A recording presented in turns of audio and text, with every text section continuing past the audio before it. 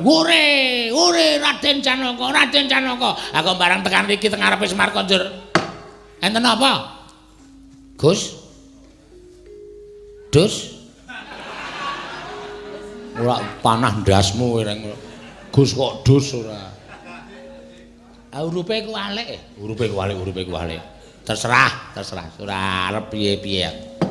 Dielekke wis ora iso. Nek ora aku ora rampung, Gong. Heeh, kowe pinter ya, Truk. Ah iya.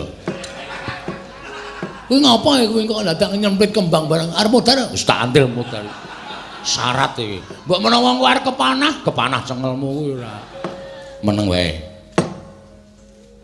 Kadanging pun Kakang Yayi Arjuna kena ngopo si Adi kok nganti susah. Pun Kakang kuwi nalindring Ndrawati banget nggone tresna